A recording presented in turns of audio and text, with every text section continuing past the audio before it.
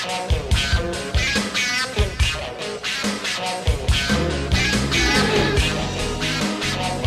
guys, it's Michael from CultureShockCollectibles.com and welcome to the first ever episode of Culture Shock News.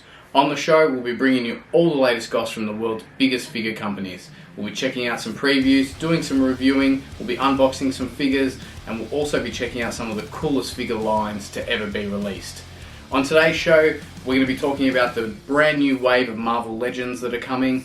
We'll also be checking out the new Power Ranger figures that are on their way. And we'll be also taking a closer look at Star Wars Celebration 2020. There's a brand new line of Teenage Mutant Ninja Turtle 1990 figures that are on their way, and we're also getting an awesome new turtle figure, well, maybe not a turtle, from Neca, but we'll talk a little bit more about that in the show. It's been a massive week of figure announcements and previews. So let's kick off the news with Hasbro's Marvel Legends. This week, Hasbro announced that the Venom Marvel Legends Wave 2 with Venompool Build-A-Figure will be heading our way in November. The wave includes Venom, it's the movie version, it comes with 2 head sculpts, but surprisingly no Eddie Brock head sculpt. Not even a Tom Hardy head sculpt. We would have settled for that. The figure's between 7 and 8 inches, it's a pretty good sized figure and it does look pretty badass. The wave also includes Carnage. This one is actually based on the Absolute Carnage saga, and according to Hasbro, it comes with a complete brand new body sculpt. We also saw a Carnage done in the previous wave that came with a Cletus Cassidy head sculpt and was a pretty darn cool figure. So look, if you missed out on that one, I think this Carnage is definitely the one for you. The new body sculpt does look pretty badass, and I am digging the Absolute Carnage head sculpt too. It also comes with Morbius. It's the Midnight Sun story arc from the 90s version of Morbius, and it is a pretty darn cool figure.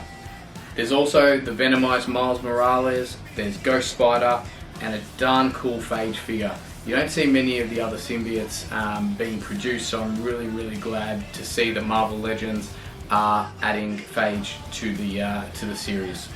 We also saw recently that Hasbro had leaked some photos of the Zeo Megazord that is coming in October. This figure's pretty cool. Look, it's a bit different to what we've seen in the past with the legacy lines from Bandai. This is just a solid figure. It's not each individual Zord, but we are being promised that this figure is going to be highly articulated. So that is definitely something to look forward to. It's something we didn't see in the legacy range with the Megazords.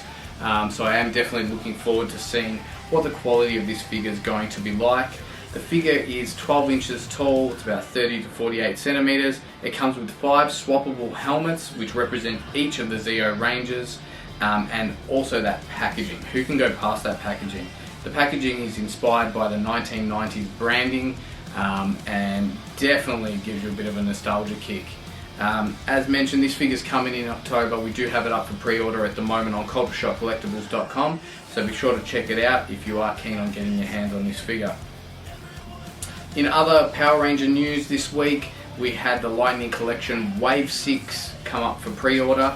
The wave includes the Power Rangers in Space Yellow Rangers, or Yellow Ranger, Mighty Morphin Power Ranger Black Ranger, the Power Ranger Zeo Red Ranger, and the Mighty Morphin Power Ranger Goldar figure. You might be thinking, why another Goldar? Yep, we saw Goldar released as a GameStop exclusive last year, and there are some differences with this version in Wave 6. In this version, the figure doesn't actually come with expandable wings, which we saw in the GameStop exclusive. It will only have, the sort of, I'll call it a backpack, but it's just sort of a back plate that Goldar had before he got his wings back from Rita. In the TV series. A couple of sort of noticeable differences with this figure besides the wings is definitely the variation in the gold colour. This one seems a little bit darker. I have to admit I do sort of dig it a little bit more than the GameStop exclusive gold colour used. I felt that was a little bit fake sort of and not true to the real Goldar colour. We did see a lot of people customizing that paint job with Gundam markers and other sort of figure paints. and they came up pretty awesome. So look, I'm looking forward to seeing this Wave 6 version in person and just seeing how that gold sort of actually looks in person. This one also comes with just a slightly different sort of style effect that wraps around Goldar's sword, and going by the promotional photos, it does look pretty cool, so I'm looking forward to that one. We also saw the Black Ranger from Mighty Morphin Power Rangers, Zach, be released as a Walgreens US exclusive last year, and that came with the Dragon Shield. Besides the Dragon Shield, the major change for Wave 6 version of this figure is definitely the head sculpt. Look, some would say it's better. I think it definitely does look a little bit more like Zach. One thing with the Hasbro Lightning collection, I feel the head sculpts are a little off, and I think most people will tend to agree with me. We're seeing some great custom work on the Lightning collection. People are editing them and changing the head sculpts, and they actually look pretty darn cool. Definitely another one to add to the collection, this Black Ranger version. The Dragon Shield was awesome, but it is cool to have Zach in his just standard Black Ranger outfit. In Hot Toys news this week, it was announced that we're going to be getting a Star Wars The Empire Strikes Back Luke Skywalker Snowspeeder pilot 12-inch figure. Gotta take a breather after that one. The figure's set for release in May 2022, so if we factor in Australian delays on Hot Toys, we should be getting this figure around 2036, so the wait's on. The figure is pretty darn awesome, and I think a definite must for any Star Wars Hot Toy collector. The figure comes, of course, with Luke in his orange, call them overalls, that he wears in the Snowspeeder and his X-Wing. It also comes with the LED lit up blue lightsaber. It comes with the lightsaber hilt, blue coloured blade in motion that we've seen on a lot of the Hot Toys, which is pretty cool sort of effect, grappling gun, blaster pistol and thermal detonator. The figure also comes, of course, with the 40th anniversary style stand, and of course that 40th anniversary packaging that we saw them do so well with the Darth Vader Empire Strikes Back figure. This is definitely a must in my opinion for any Star Wars Hot Toy collector. This one's up for pre-order right now on cultureshockcollectibles.com, so definitely pre-order. These will sell out at pre-order stages. On to some Funko news, and it was probably the biggest drop in the last 24 hours when it comes to announcements that we are going to be seeing a Teenage Mutant Ninja Turtles 1990 movie pop vinyl series.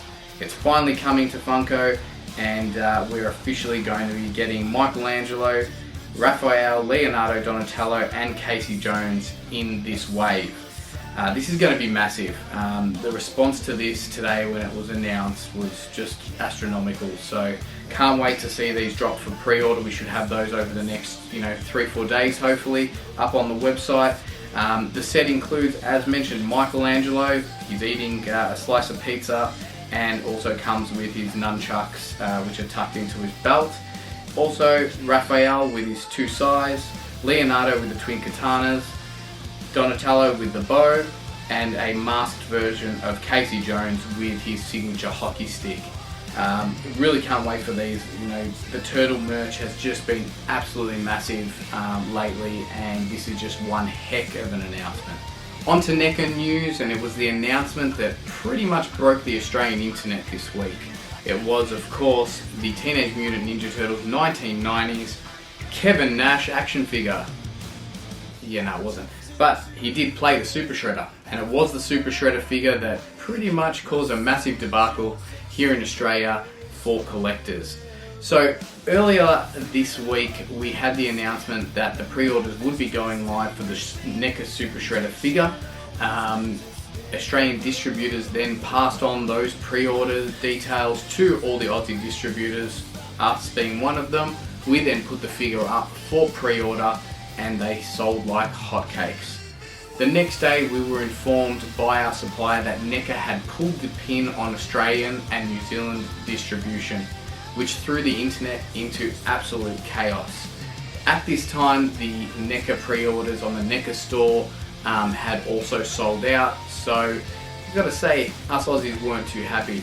A lot of people took to the Neca website and took to the Neca's Facebook page and left them some pretty nasty messages. and unfortunately, we saw it as a pretty big letdown here for Australian collectors.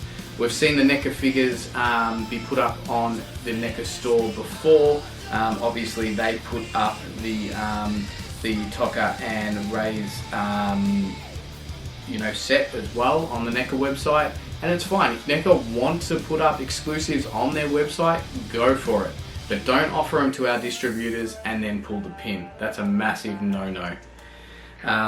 So look, anyway, as of today's episode here, they have now put the Super Shredder back up on the Neca store website, so people can now pre-order via the store, so that they don't miss out. That's going to be a 1-week pre-order, so make sure, guys, if you did order from an Aussie distributor, or an Aussie store should I say, get onto the Neca store website and get your order in for the Super Shredder figure.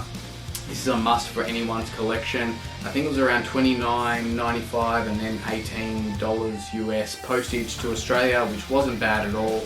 So you should be able to get away with it for about 70 Australian dollars. So do yourself a favour, and if you missed out, get on there and get it done. Also in Neca news, we saw a huge announcement this week that Neca will be releasing another Ninja Turtles figure. It's none other than April O'Neil. Sorry guys, it's not the Megan Fox version that we know we all desperately want.